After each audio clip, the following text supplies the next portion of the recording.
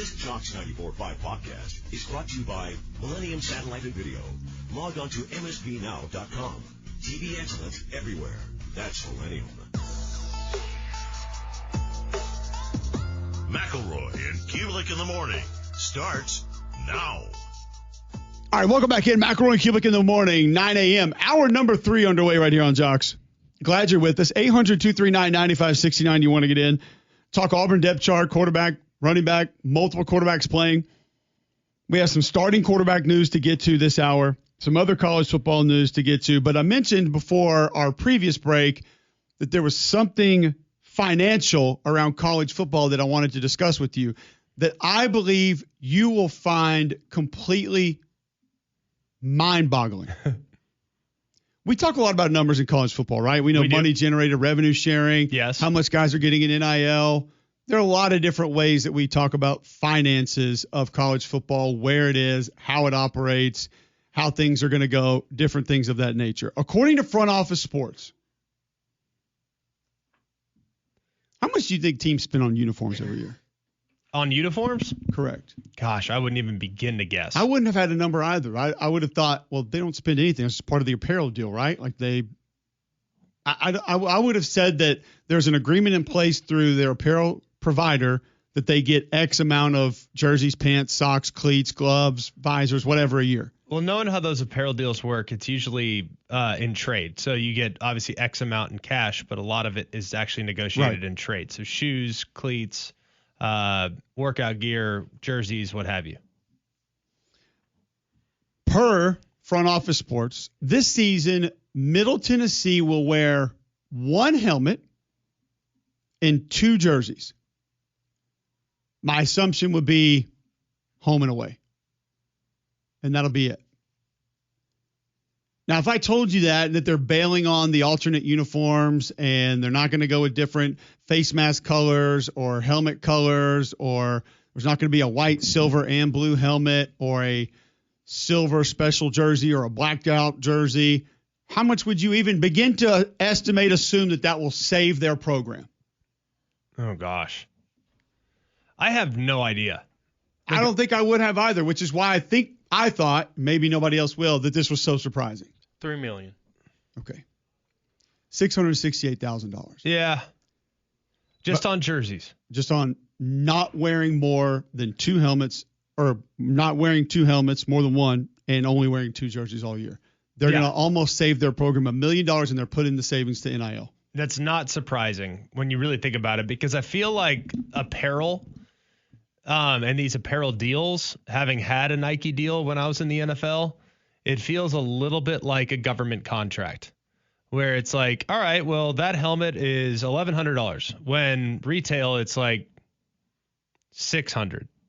Yeah, they charge you that. They charge you that because they can. Yeah, exactly. Yeah. Like, it's a little bit of a government contract. It's like, all right, yeah, I'll take a cup of coffee. Perfect. That's $21. All right, hey, we need a bar of soap on the space station. Awesome. That's $472.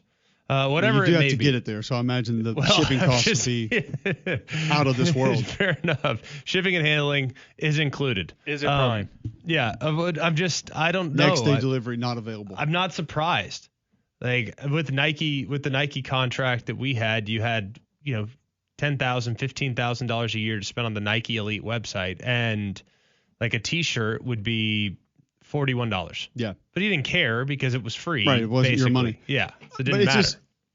I go along a couple of the other things that we have seen at smaller schools recently. We talked about Brian Vincent being named the interim athletic director at ULM. Could that be something down the line where people say, let's start combining these jobs? Yes, it makes it harder. Yes, it's more complicated, but then we can actually go pay our head coach the money that we need to pay him to keep him or to go get him from somewhere. Oh, by the way, you have to do athletic director duties also.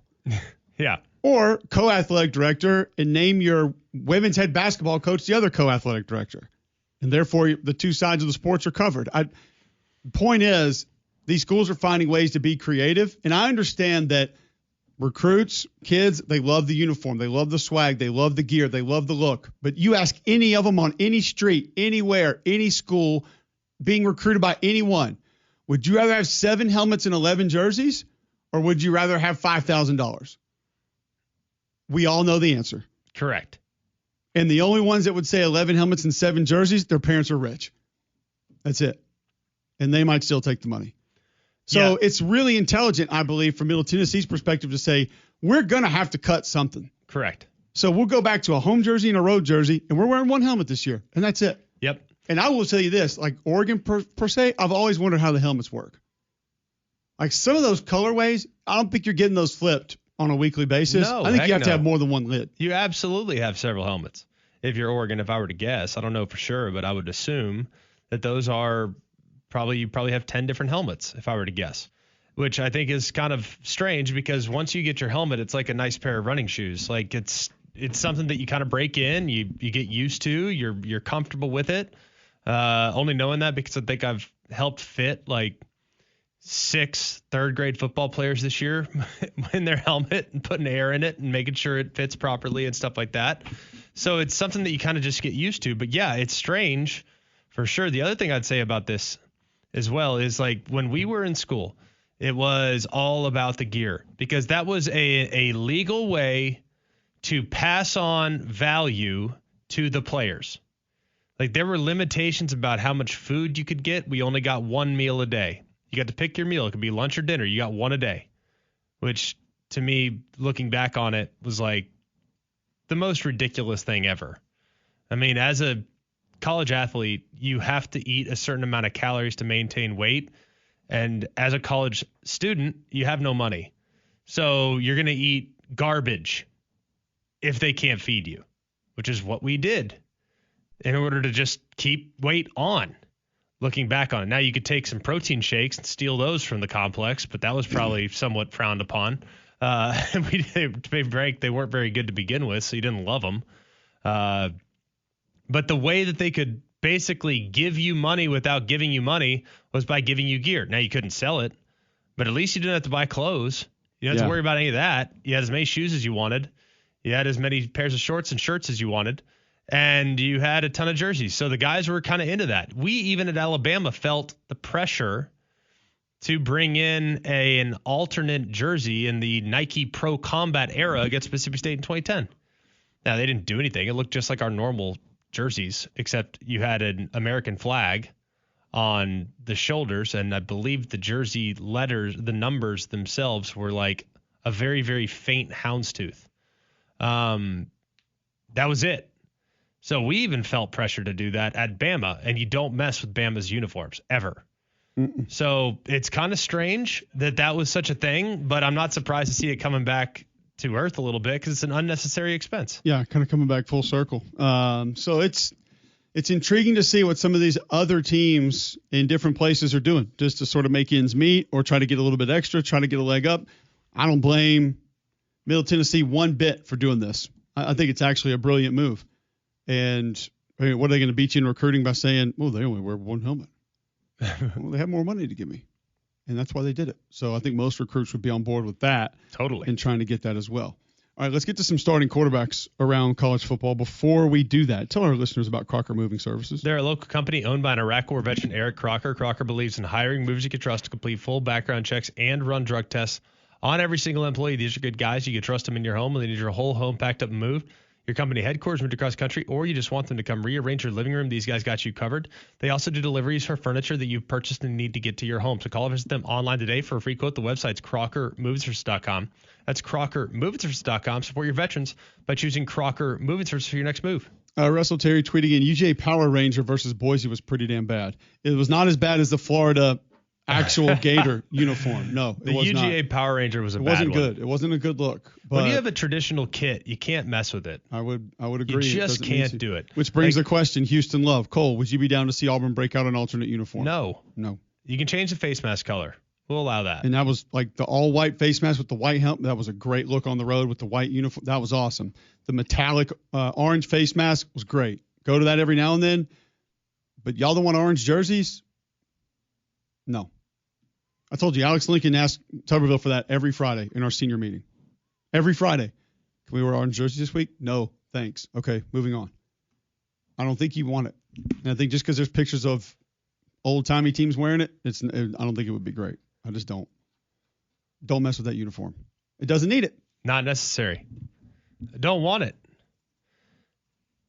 What I don't get is there one traditionally that's great that has been messed with that you've said, okay, yeah.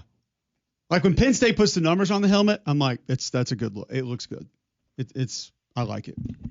those look that's moderate change. It is. There are a couple of those darker like gunmetal Ohio State uniforms that they wear that I'm kind of like, that's not your uniform, but it looks good. No, I'm out on that. But Ohio State's does not need to be touched. No, don't mess with it. I agree. Like 800-239-9569. You want to get in on uniform changes. When Michigan was going through their Adidas stuff and they were doing all that different stuff and you're putting the numbers on the helmet and they had, Well, keep in mind, they couldn't even wear the real colors because Nike owns those colors. So they couldn't wear maize in those uniforms, the Adidas. There was a different color yellow. I don't remember that, but I believe you. No, it's similar to North Carolina. Like if North Carolina were ever to go to Adidas, they can't wear the shade of blue they have right now. Nike owns that. Fair enough. How do you own a color, by the way? I think when you're Nike, you just got deep pockets. You say, you know what? Give me that color. Let me have that. You can't use that color. It's ours. Give me that color. I want it. Robbie wants to chime in on college football jerseys. Welcome into the show, Robbie. Hey, guys. It's funny. I was actually listening to a YouTube speech by Rick Pitino last night. And basically, people were giving him a hard time on the radio, and he says people who call on the radio don't work. So my defense, I work remote, so it gives me an excuse to listen to y'all's show, man, and call in. But thank you. Yeah, you're welcome. I want to say, so y'all remember in Florida, and it was a little bit of a trend. I want to say it was around 2011, 2012, could be wrong. It was like they had a blue jersey, but just like the left shoulder, it looked like one of those hunting jackets. Like with the sport coat that has like the leather on the shoulder. If you know what I'm talking about, it had like a. I don't remember orange. that. No, I know. Horrible. I know what you're talking about. It kind of like went diagonal across the whole uniform, sort of. I think I remember the ones that you're talking about. Yeah. I will say this: yes. Florida has gotten a couple of alternates right. Like when they wear the old block F, that is as clean as you can get. God, it looks good. That was one of my favorites. Oh my God! I think they did it against Auburn that year. Auburn was like number 10 and went down there. Yes. In Florida, there's a little flare pass to Damian Pierce early. He went down the side. The throwback. Yeah, it's a true throwback. Not the like the new age. Not the Tebow new age one. That's not great. No, this is the old school circle with the F in it. It looks good. That's a good look. Yep. I just still think the traditional orange helmet with Gators in cursive is so awesome and clean. I just wouldn't mess with it. You know what I mean? Like that's a traditional uniform. You want to go to a throwback from back in the day? I can live with that once a year. I just there's not really a team in the SEC that I love seeing an alternative unit. Florida throwbacks for this year. Like, I'm down with that. Those are cool. I love those stripes on the shoulders of the jerseys. Yeah, because they're still wearing their colors. I still know who they are. And it's different. It's the U and the F as opposed to just the F. This one's a little bit further back, I believe. The only teams that I think I'm okay in the SEC with wearing an alternate are South Carolina, Missouri, and Kentucky. Those three I'm good with. If Kentucky wants to go out there with a chrome helmet, I can live with that. Oh, there it is. Look at that. I can live with that. It's literally just a block F on a white helmet. That looks good. I like that. It's really good. I will tell you this, and I'm going to sound old here. I hate chrome helmets. Why? Blinding?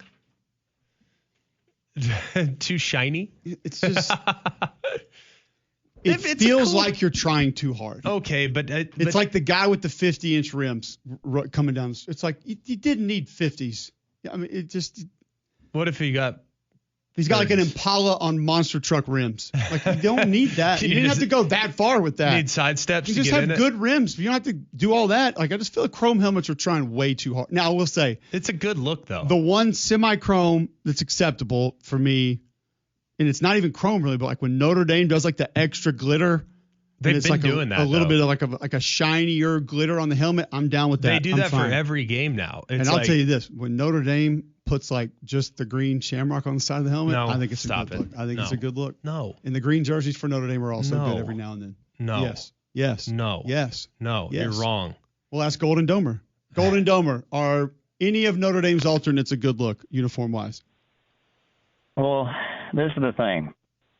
Notre Dame kind of started this whole alternate uniform. A lot of people don't understand the story behind it, but in 1977. They were playing USC. It was a huge matchup. Notre Dame comes out during warm-ups wearing their traditional blue uniforms during warm-ups. Mm-hmm. Then the students had built an actual wooden Trojan horse to throw back to the history of the Trojans. Notre Dame players pushed out the wooden horse and come running out in alternative green uniforms. So did they win the game? They did, and they went on to win their national championship. I kind of wish they would have lost because their legs would have been gassed for pushing a damn wooden horse out on the field. But look, nonetheless.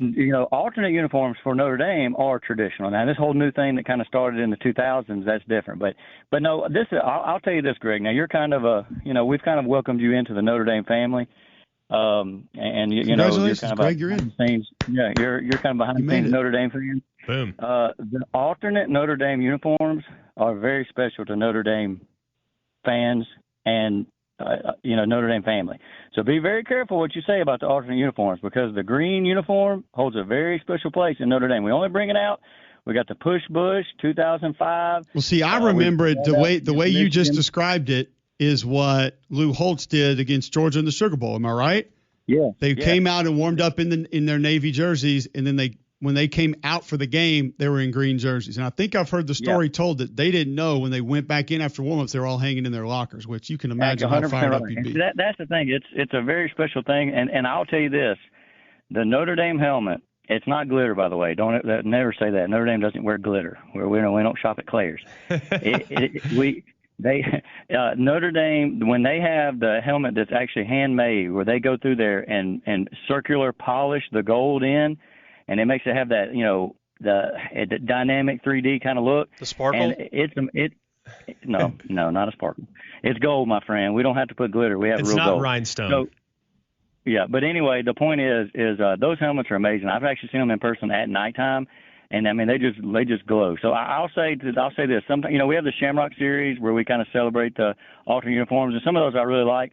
But to me, in a big game, you can't just use it any time. But when Notre Dame in a huge game comes out in the green and the gold, that is very traditional for Notre Dame. We're not trying to do it what they're doing now, but that is tradition for Notre Dame. Yeah, I think what you're trying to say is when they bedazzle the helmets, they look better.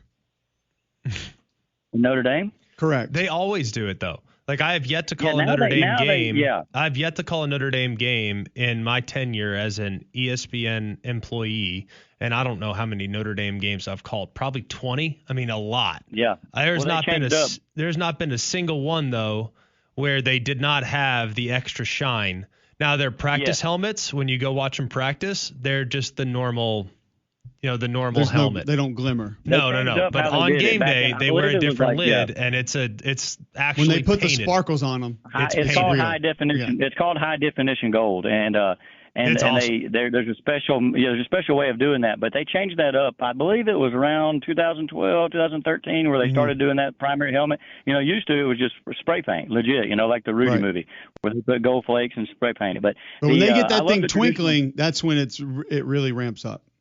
Look, I'll be honest with you. I know people are going to say I'm biased, but there's nothing like that gold helmet come running out under the lights. I mean, it just has a very special look. I love Alabama, but a lot of people don't realize, back in the 60s, Alabama did wear an alternative uniform, too. They were one of the first ones. They wore a white helmet. I think it looks good, too.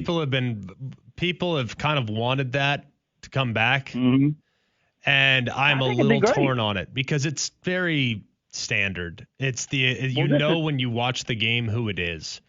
That's my sensitivity. That's my sensitivity to alternate uniforms. If you can do it tastefully and I still know who's playing, we're good.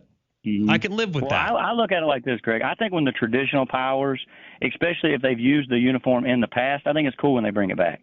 To me, when it's the new money, I would say, Oregons of the world, that they just don't have that much tradition to fall back on, so they're trying to create something to be special. I don't like that. But when it's the Alabama of the world, the Michigans of the world, the Notre Dames of the world, and especially if they've used those uniforms in the past, it's still traditional. And so it doesn't come off as cheap and cheesy. Whereas when I believe if Alabama, and let's say y'all are playing in a huge game. I mean, let's just say it's a night game in Tuscaloosa against a top 10 LSU team.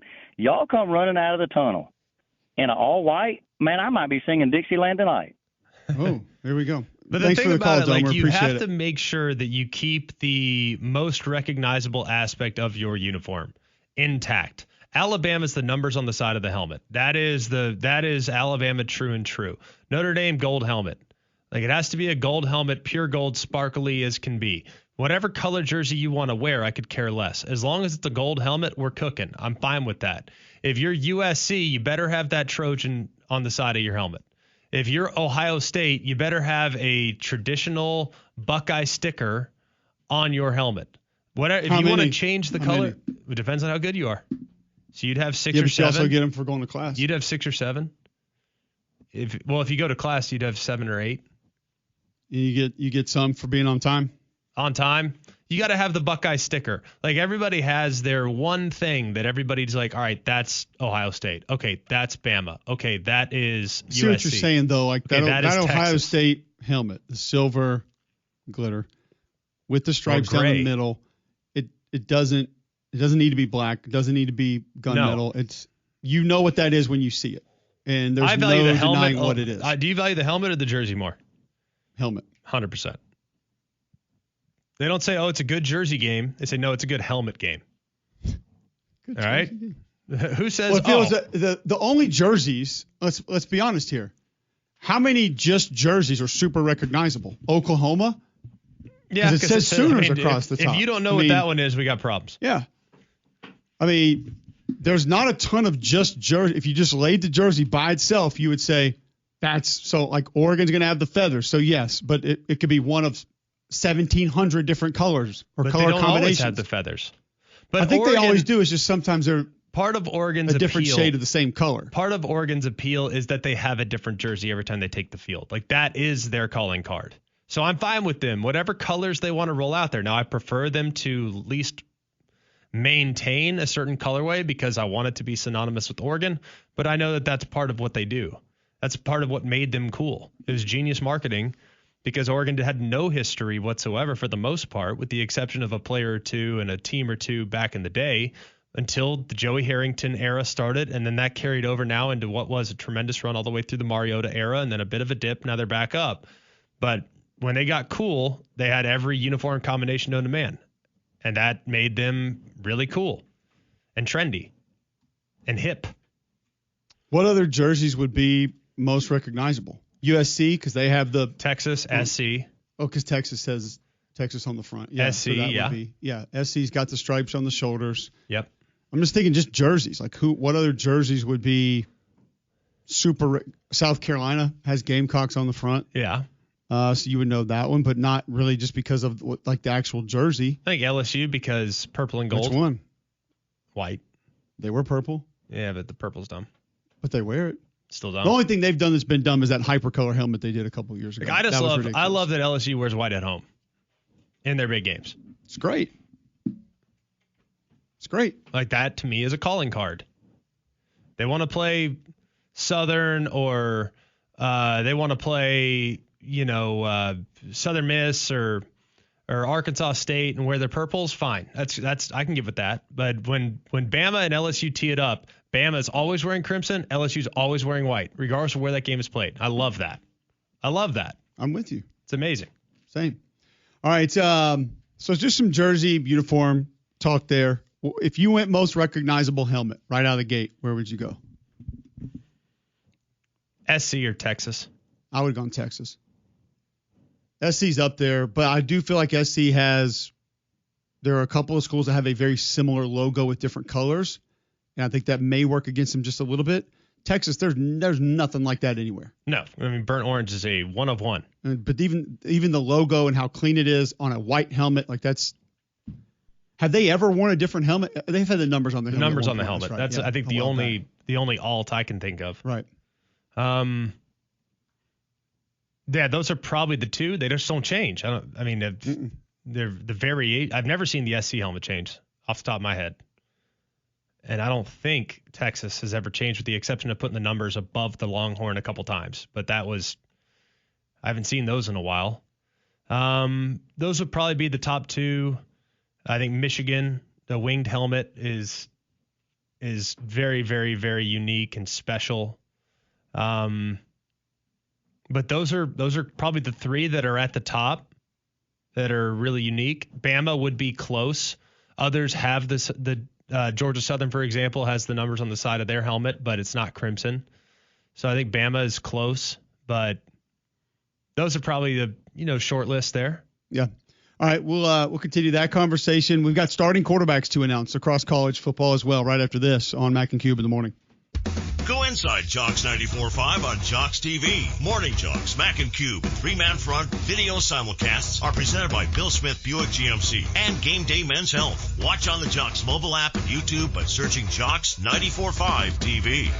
All right, welcome back in. McElroy Cubelic in the morning. Appreciate you guys stopping in.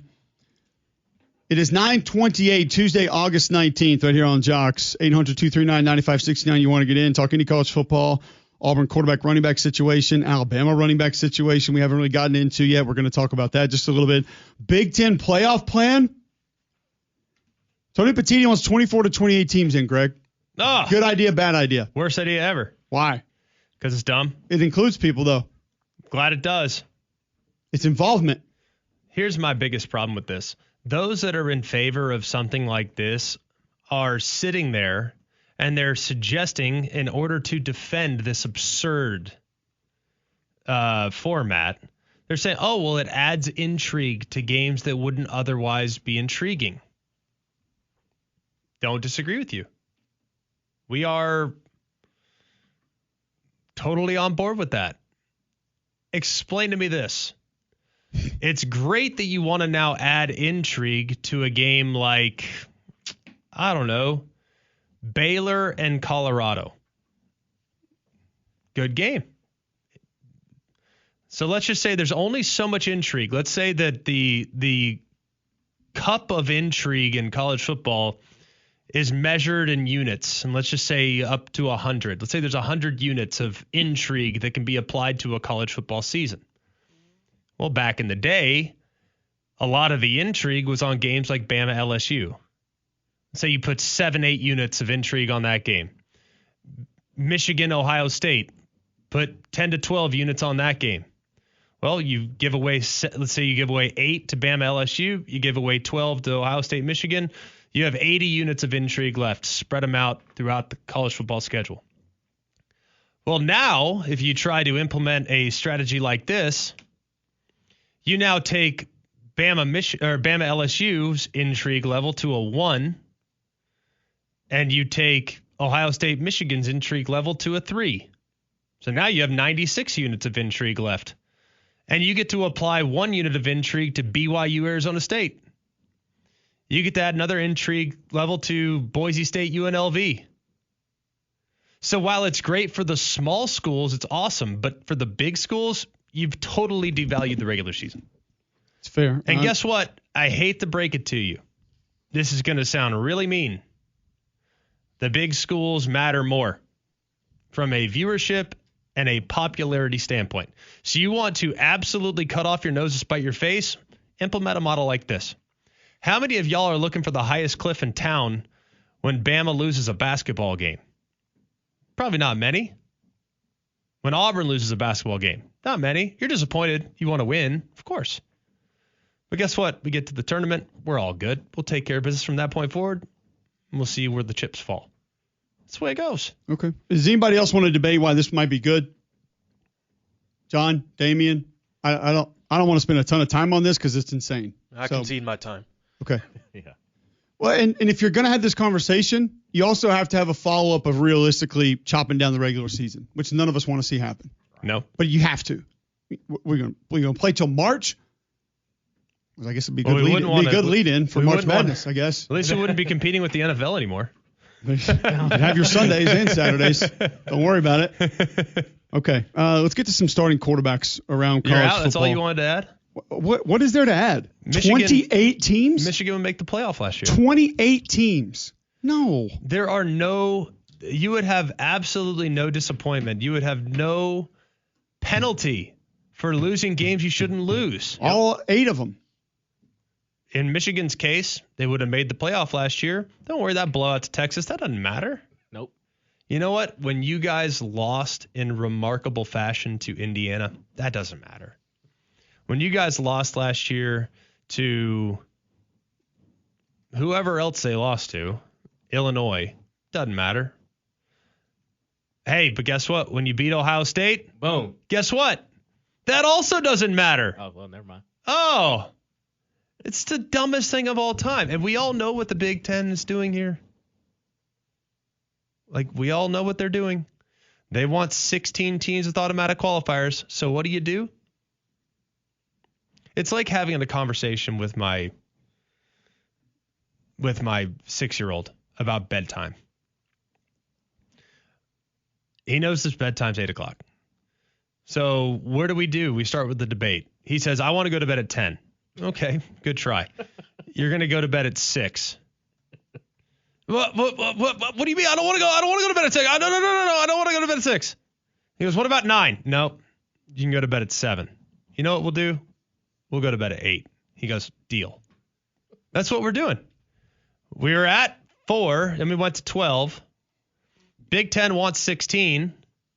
So now they throw out some absurd number, like I did by saying 6 o'clock bedtime, by saying 28, in an effort to warm people up to being willing to adopt a 16-team model with automatic qualifiers. Guess what? We're not taking the bait. Not happening. No, sir. Well, I'm out. Game Day Men's Health doesn't want you to take the bait of other places around town that think that they can get you back to feeling better. If you're suffering from brain fog, lack of sleep, lack of energy, if you're feeling on edge, Game Day Men's Health wants to get you back to normal. They can do that by you going to GameDayMen'sHealth.com, sign up for that free consultation today. You go in, free PSA test, free testosterone test. You get your baseline health.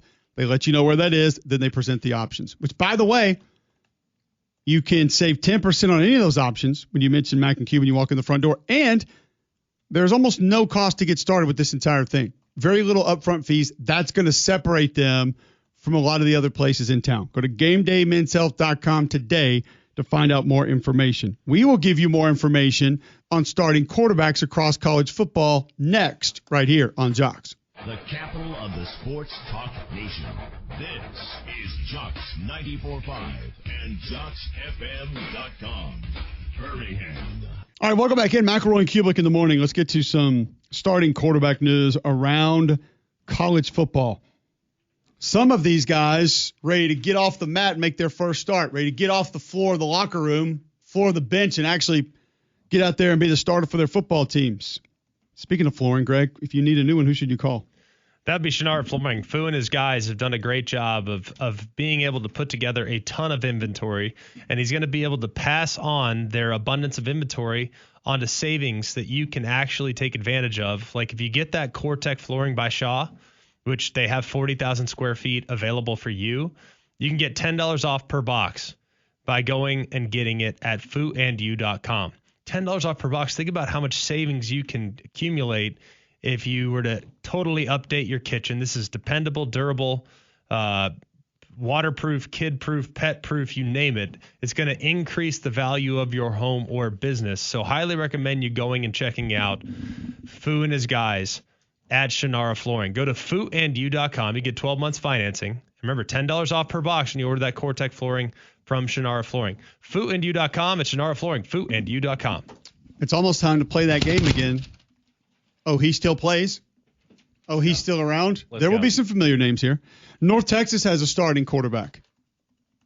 That is Drew Mestamaker. Now, I had that bowl game last year. You guys remember us talking about this? Yes. This young man had not started a game since 9th grade and goes out there because of, I believe, 2 transfers and an injury leading into the bowl game, became the starting quarterback and actually played his rear end off. Now, it's a pretty cool story that he battles this entire offseason and is going to end up being the starting quarterback for the Mean Green. Beating out whom, I ask? Chandler Morris. That's what I was thinking. No, he's at Virginia. Yeah, he's gone now. By the way, that bowl game for Mestamaker, 26 of 41, 393 yards, 2 touchdowns, 2 picks. I remember watching it. Also, from a rushing perspective, 9 for 55 and a touchdown. Hey. He was awesome. About it. They did lose the game, though. But hey, it doesn't matter. Not important. It's a bowl game. Doesn't count. He beats out one Reese Witherspoon. Dismukes. No. Poffenbarger. Where was he at before? Still playing. Chicago Cubs. He was a pitcher. No. Old Dominion, Albany, Miami. Miami. Oh, That's right. man. Miami. He came in for Derek King, right? Was that right? When Derek King got hurt? Derek King. Oh, boy. Isn't that not who he filled in for? He came No. in later in the year. Somebody got hurt, right? No, he was supposed to be like the guy before they got Cam Ward. Yeah, because he played late the year before, correct? Due to an injury. I'm almost positive. Yes. Well, no, because they had Emory Williams started in place of, golly, who is that guy that they had? Was it that Kyle? This would have been 22. No, this would have been like 2022 or 2023. I'm going to say 2023. 23, Ja'Curry Brown, Emory Williams, and Tyler Van Dyke. Van Dyke got benched. Emory Williams went in. Yeah, he was on. I feel like he might have been like in that mix. Wow, how about the 21 Miami quarterback room? Tyler Van Dyke, Derek King, Jake Garcia, Ryan Rizk. I'm not finding. Oh, he played last year. He was 6-7 last year. Okay. All right, if you say so. I studied some Miami tape for the bowl game. I didn't see that. He was dealing though, 6-7. Moving on, Cal has named true freshman Jaron Kiowe Sagapuletele as their starting quarterback. That's the freshman.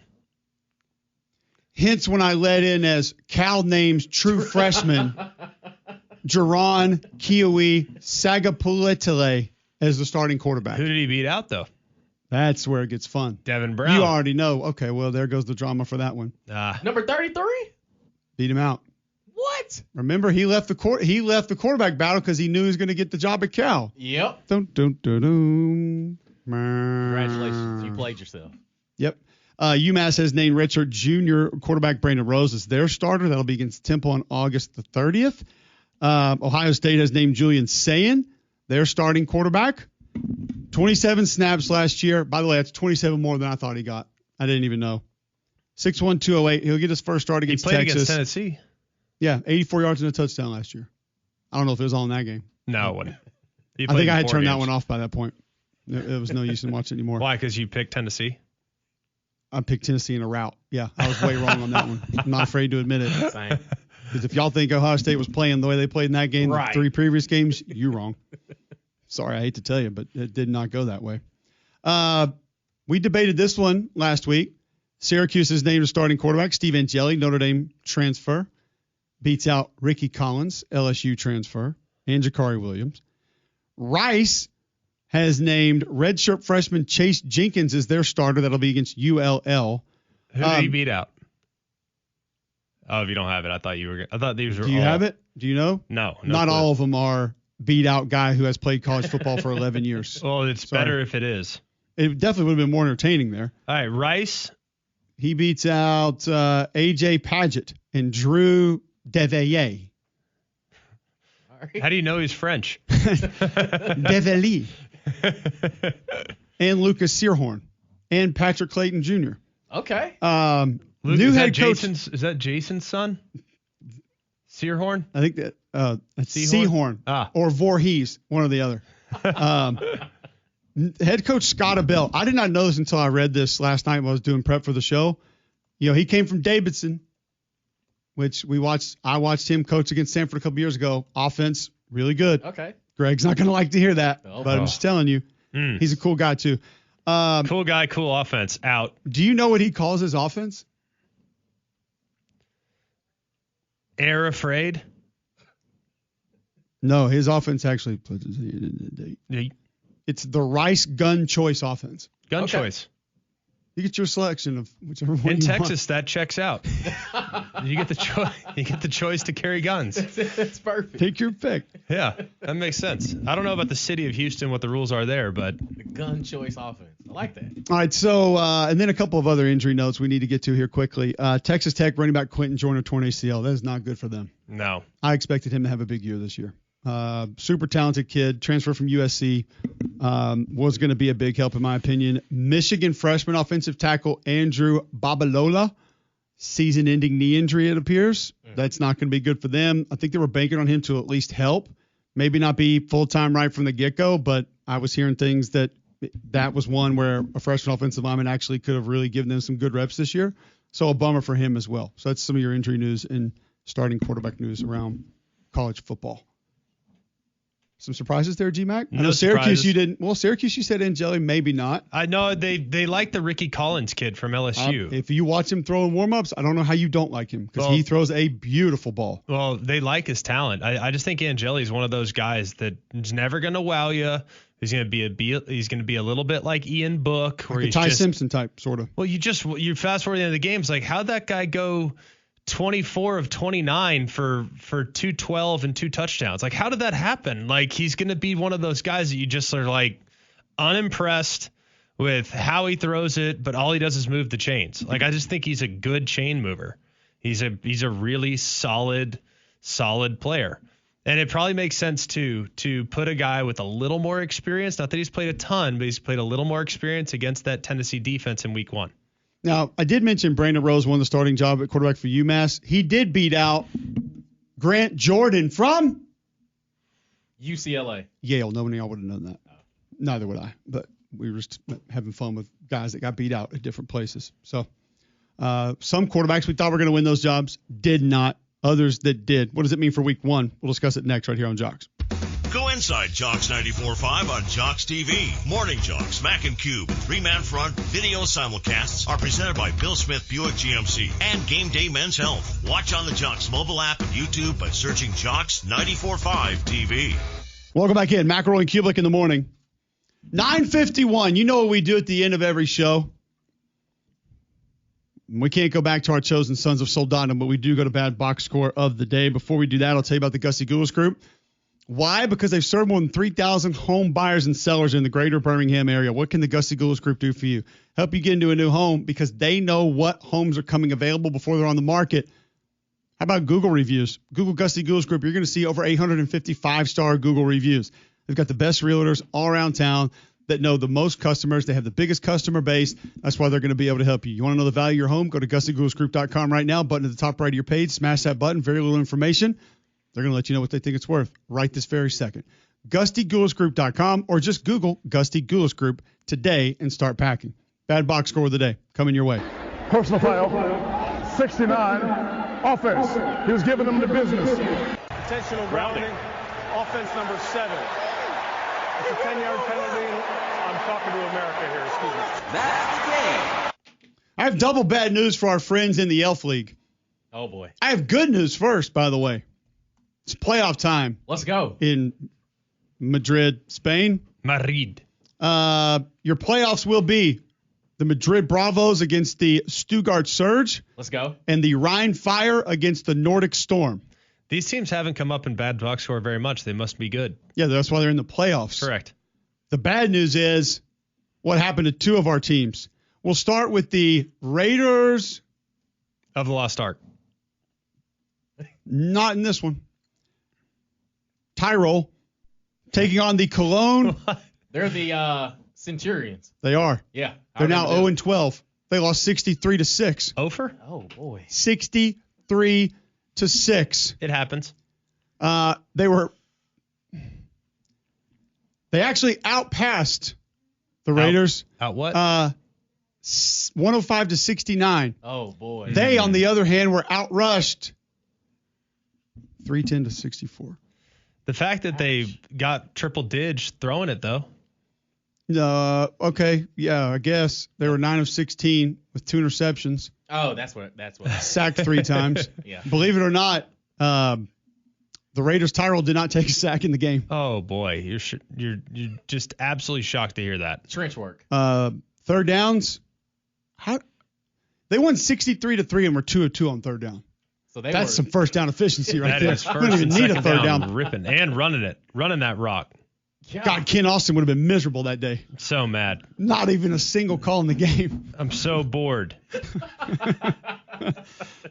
Other side, Cologne Centurions 3 of 10 on third down. It's not great. No. Not great. So the bad news is Cologne finishes the season winless. 0-12. Just like the Helvetic. They are. No idea. Storm? They're the mercenaries. Mercenaries. They went down to the Prague. This is one where usually you would win it, Damien, by just saying one of your Panthers. normal ones. They're the Lions. Close. Lions. 69-12 over the weekend. Okay. You give up 12, that's a problem. The other problem was 29-9 first downs. The next problem for the Helvetic mercenaries is they were held mercenary on third down. They were 1 of 12. Okay. It's not a good look. They were also outrushed. Holy mother. 433 to 142. Triple up. Now, I know you're going to find this surprising, but Prague made it into the red zone 8 times. They scored 8 touchdowns. That is not figured. surprising. Not when you run it like that.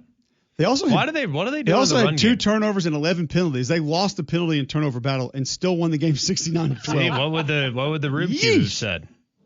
69-12. There's not much to be said on that one. There's just not much to be said. William Patterson for Prague, 20 carries, 294 yards and 3 touchdowns. Let's go. Do you feel like you need to get a hand on this tape, see like what kind of counters they're running, and see if they're going inside, outside zone? Like, what do you I have think a they're feeling that we rolling with? walk away from this tape and feel more about the tackling than we would think the actual tackling run is the problem? plays. Yeah. As in that's just probably complete safe. inability to get guys to the Probably ground. safe. It's safe to go to your CBD store as well. They have products that are going to help you get a better night's sleep, products that can help you lose weight. The Trim by Sunmed on the shelves now at the largest brick-and-mortar CBD retailer in the world. First company to have USDA certified organic oil supplements. They've got the stamp seal on those products. That's why they meet and achieve a certain set of standards. Arthritis, anxiety for you or your pet. Skincare, gut health for you or your pet. Your CBD store has answers at one of their 3 locations. Highway 280 by Bailey Brothers, 150 by the Case in Cleveland, Trustful just off 459. Your CBD store where good health hits home. Appreciate Paul Feinbaum, Rick Neuheisel, Andy Bertram, Dan Mullen joining the show today. If you missed any of those, go check them out at jocksfm.com. Podcasts live there. Apple Podcasts, Spotify. Also, you can go rewatch the YouTube show at any point in time throughout the day. Search Jocks945 there, and you can watch us back or watch 3-Man Front live coming up next right here on Jocks. This is McElroy and Cubelic in the morning